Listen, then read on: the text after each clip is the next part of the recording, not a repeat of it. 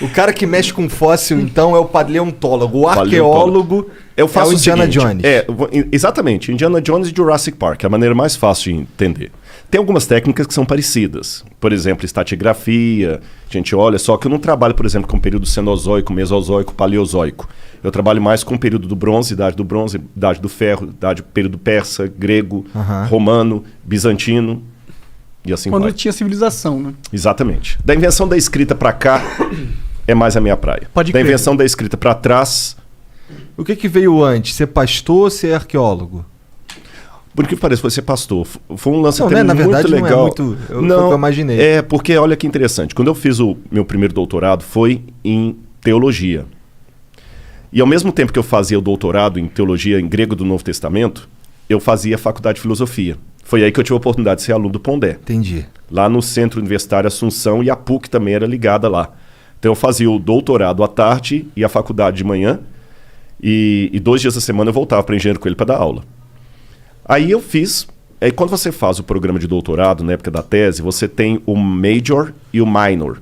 Você tem uma área de concentração maior e uma menor. A minha maior era grego do Novo Testamento. A menor, eu escolhi arqueologia bíblica, mas por uma única razão. Eu falei, vai ser a minha única oportunidade de conhecer a Terra Santa. Aí eu fui para lá. Cara, quando eu cheguei lá, que eu vi a arqueologia, eu me apaixonei tanto pelo negócio. Aí escavei em Shahar Golan. E fiquei muito empolgado com a coisa. Aí comecei a fazer outras escavações, fui escavando, aí fiz um curso pela Universidade Hebraica. Depois eu fiz um pós-doc em arqueologia pela Andrews University, lá dos Estados Unidos. Depois eu fiz o outro doutorado em arqueologia na USP.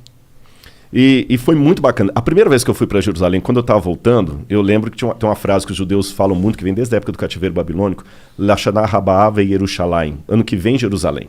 O cara falou, você vai voltar aqui? Eu falei, nunca. Porque voltar lá... Então, Cara, falei, 1998. Ano que vem Jerusalém, é aquilo tudo?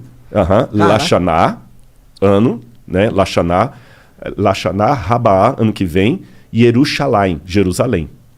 Né? Estaremos em Jerusalém. Porque os judeus, quando estavam presos no cativeiro, e Jerusalém destruída, a esperança deles é que no próximo ano a Páscoa fosse celebrada em Jerusalém. Entendi. Então criou-se um lema. Eu falei, nunca. Voltar a Jerusalém é como se Armstrong falar que ia voltar à Lua. Não, é uma vez só. Mas olha, Deus me abençoou tanto que nesse lance de ir para escavar e ser guia, eu consigo ir, porque embora eu não receba salário por isso, eu tenho a minha passagem da minha esposa garantida. Sim, você pode ir lá aproveitar as Você está entendendo? Exatamente. Eu vou para trabalhar. Porque o dia inteiro mostrando sítios arqueológicos e tudo, quando vai para escavar também, a universidade também ajuda nesse sentido e tal. Cara, eu já fui mais de 30 vezes. Da hora. Como que é uma escavação lá? Como é que funciona isso? Bom, é tipo, é igual um filme, tem umas barraquinhas, tem e uns caras assim com as vassourinhas. Não, aí você não... Eu não sei que filme você está assistindo, porque filme que eu conheço de arqueologia é múmia andando, é nazista atirando em você, helicóptero, né? Então é assim. É assim, caralho? Cara, bem mais legal, né? Ou não, né? Corre o risco de literalmente, a arqueologia é uma vida em ruínas. É o seguinte, você primeiro...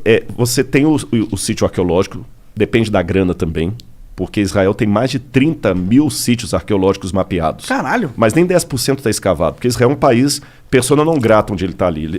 Todo mundo é inimigo de Israel, com exceção da Jordânia e do Egito. Agora também tem relações diplomáticas com Bahrein, Arábia Saudita, alguma coisa assim, tudo. Mas Israel ali sofre muito, então eles têm que gastar muito dinheiro para a segurança nacional do país. Então os arqueólogos dão aula no período letivo e em julho que escavam. Poucos sítios arqueológicos funcionam fora do período do verão, estou falando verão, hemisfério norte.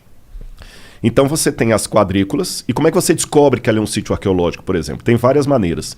Acidentalmente, a Vênus de Milo, por exemplo, foi encontrada porque o cara estava arando a fazenda dele e encontrou a Vênus de Milo. Sério? Que o Brasil, Jogada? Jogada, porque o Brasil é um Que país loucura. de história muito nova, 1500 para cá. Então qualquer coisa que tem 200 anos, antigão. Israel, Jerusalém foi construída e reconstruída, passou pelos cruzados, pelos mamelucos, pelos persas. Cidade que tem 2.000 anos, 3 mil e tantos anos. Cara, que loucura que a Vênus de Milo tava assim jogada. Era uma floresta, assim? Não, tipo... não era floresta, era uma fazenda mesmo. Isso não é anormal. Mas ela tava só parada no meio da fazenda? Não. Tava no chão. O cara foi fazer um buraco ali, soterrado, ele achou. Muitas. Mas quantos anos ela ficou soterrada lá? Isso é muito loucura, Mas fica, né, mano? isso é normal lá. Se você for, eu não sei se você já foi alguma vez à Itália, lá no Vaticano. Nunca fui. Não. Tem o Museu do Vaticano. E tem um museu ali cheio de estátuas. Tem a estátua do Laocoonte. Foi encontrada também numa fazenda, assim. Então o pessoal encontra. Às vezes um arquiteto, um engenheiro, está fazendo uma obra, encontrou alguma coisa. No Que Brasil viagem. acontece isso em menor escala. De vez em quando acontece. No Rio de Janeiro, os caras estão fazendo, encontraram uma coisa lá antiga. Então vem a gente aqui no Brasil chama IPEM, que é o Instituto de História daqui do Brasil. Lá é o IAA, Israel Antiquities Authority. Eles vão, então, mapeiam. Aí você pode ter uma arqueologia de resgate, que, olha, você tem 20 dias para limpar tudo. Ou você pode entrar com uma ação com o governo, pedir para mudar aquela plana, uma rodovia, por exemplo, que é muito importante que encontrou ali. Aí faz as quadrículas, escava, depois cobre, volta no verão seguinte e escava. É um trabalho meticuloso. Como que escava isso aí? Tem várias maneiras de escavar. Mas geralmente você faz as quadrículas, então imagina como se fosse um grande tabuleiro de dama. Cada um fica dentro da sua quadrícula e vai escavando, não é fazendo buraco não, você vai ter que descer no nível por igual. E vai percebendo a estratigrafia. Porque o que acontece? Vamos supor que aqui, eu vou bagunçar um pouquinho o seu negócio aqui. Fica à vontade. Vamos supor que onde está o livro aqui fosse uma cidade. Tá. Dessa cidade bonitinha, construída, veio a ação do tempo, terremoto, guerra, destruição, abandono, o pessoal abandonou. O pessoal na época não tinha trator para fazer uma terraplenagem como hoje, ou terraplanagem. Aí você vinha, constrói outra cidade por cima. Repete o mesmo processo. Guerra, ação do Como tempo, eles constroem por cima? Eles não reformam, eles jogam terra, sobem o nível e constroem por exatamente. cima? Joga terra, constrói por cima. Isso eu estou falando há Entendi. 3.000 anos atrás, 3.400 anos atrás. Construiu uma outra cidade. Aconteceu a mesma coisa. Veio ataque, guerra, abandono, botaram fogo e tudo. Veio um outro pessoal, construiu outra cidade. Depois eu arrumo de novo os escudinhos. Não, aí. fica à vontade. O que acontece com o passar do tempo? Você vai formando uma colina de camadas arqueológicas. O que está mais embaixo é mais antigo, o que está em cima é mais novo. Aí que vem um lance que pouca gente sabe. O grande dilema do arqueólogo é que para descobrir o passado tem que destruir o passado. Vamos supor que essa segunda camada Faz aqui sentido. seja do período grego.